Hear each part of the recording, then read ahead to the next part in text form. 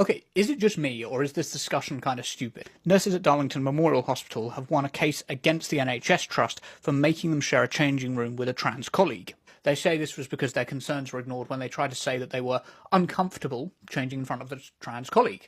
Of course, the anti-trans brigade has jumped on this, but there's definitely a more nuanced conversation to be had.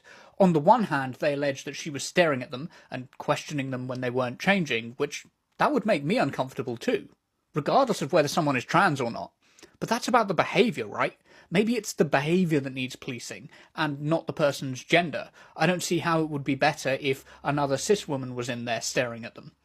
But the trans nurse says that she's been misrepresented, and she never did any of that. It's also important to note that the trans nurse was cleared of any wrongdoing, so the tribunal found that she didn't do any of this.